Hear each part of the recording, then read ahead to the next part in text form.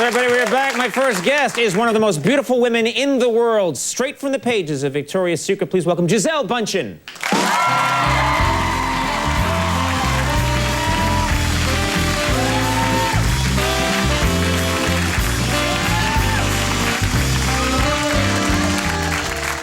Thank you very much. I was told you look fantastic, by the way, but you hear that all the time. No. Really? But first of all, before I do anything, I have to give you a little present. Yeah, all right. You were chosen by Victoria's Secret and all of us, of course, one of the sexiest dads in America. So, look at that.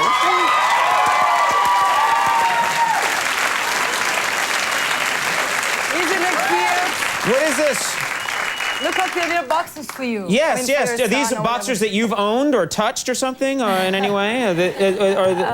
I touched them. I actually helped them put them in there, but I never wore them. You did the framing, yeah. That's a good use of Gisele's time. Yeah, that's very good. This is very nice. How did I get this award? What qualities do I have?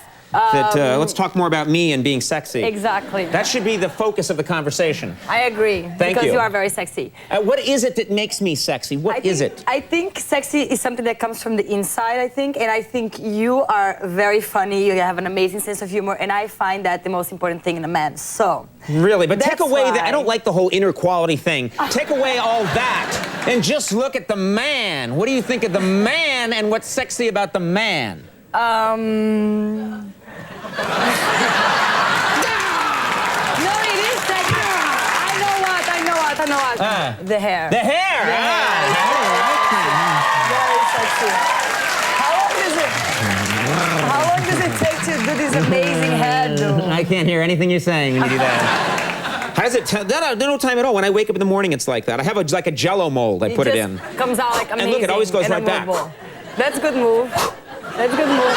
And look, it's good when I turn around too, like. He can do L'Oreal commercials. I'm worth it. Yeah, if you could speak up for me, I would be an excellent male model. I'll try. I don't think you know this. We actually kind of met once. Once about, I'm going to say it's about a year and a half ago, I was doing business in LA, and I was with our head writer, and we got on the plane to come back, and it was one of those nighttime flights that goes, through the night, the red eye. And I'm sitting there, and it's the kind of seat that you sit in where you can put it back all the way, and it pretty much turns into a bed. And there was a seat next to me, and it was empty, and we were waiting for people to get on the plane, and I was saying to the head writer, I don't know who this is going to be. With my luck, it's going to be some big fat guy or something. No offense to fat guys, but, And then, just as I said that, you walk on the plane and you sit down next to me and you said, oh, hello, how are you? And you put your seat back all the way. And I thought, I couldn't believe it. The most beautiful woman in the world is going to be sleeping with me on this flight.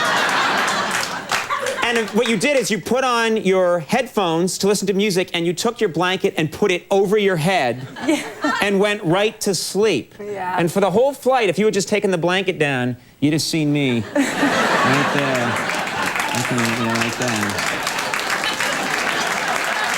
Right there. This is what you missed out on, Gisele. For a whole 6-hour flight, me going like that. Maybe I shouldn't sleep in flies then. Yeah, right, exactly. So no, actually, that's what I do every time when I get on the plane. That's the only time I get to sleep. That's the only time you sleep, so you put a blanket over your head? Yes, because, I had times in my life where people came, all the time, hey, after I had my headphones. I did that for a while, and you just ignored me. I was like, hey, I actually had a stick, and I was poking you for a while. I didn't feel it, actually. Yeah, oh, well, it wasn't, I wasn't pushing that hard. You were gentle then. Yes, I was. Now,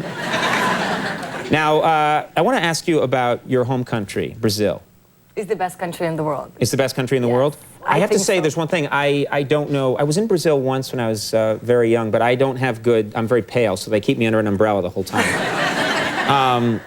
But in Brazil, when I see all the footage, it seems like the women are wearing bikinis all the time. Is that true in Brazil? Not just on the beach, but you go to a bank and the teller's in a bikini. Is that true? Bikinis all the time? No, that's not true. Actually, because Brazil is a country that is hot most of the time during the whole year, pretty much 10 months out of the year, we have amazing weather. So people do wear less clothes and they're very comfortable with their sexuality. And so yeah, they wear bathing suits a lot, but not in the bank, no. In the beach, and stuff like that. There's some hot women in Brazil. Yes, there are. Yes. And And it's good that they're very comfortable. Do you find that in America we're uptight about our bodies? I know I'm uptight about my body, but I have reason to be. No, come on. True story. You don't want to see what's going on. Well, okay, if you insist. No, but do you find that in America they're more uptight about their bodies? I think you know, every country is very different. Like, I got to travel a lot and see a lot of different countries, and people act very different. And I think in Brazil, especially, it's just because of the weather. I think, really, I don't think anything else. I think it's just really hot, and people are very comfortable with themselves, and they just like to feel free. You know? I like it. I like it a lot. It's very nice. If I was a man, I would like that too. I want to ask you about my hometown, Boston. You went to Boston not too long ago. Where's your hometown? Yeah, and you went to a Red Sox game, and you threw out the first pitch. What was that like? I did a home run with my throw. I didn't. Wow. That's very hard to do, Gisele. No, I know. It's really? amazing. Wow. I should be hired. I should change business. No, actually, I was a home run, terrible. meaning you threw it too far? Yes, because I was so, like, I have never watched a baseball game in my entire life. I have no idea anything about baseball. It seems very confused to me that all those people are running around. I mean, I don't know where they're going. Well, they're not, what? Well, actually, on some Red Sox do run around like that. I don't know where they're going, these people. I mean, seriously. So I got there, and the guy was like, okay, you have to throw. No matter what you do not throw to the ground, because that's terrible. That's considered bad if you don't make it to the guy catching. Then you're like a weak person. I was like, no way, I'm not weak. So I have to, like, concentrate. So when I got there, it was like 48. It was so cold. I was like, And then I got the ball, and I was like, okay, can I throw it? Should I throw it like, so if I throw it too light, it's gonna be disgusting, no? So I had to throw it really tall.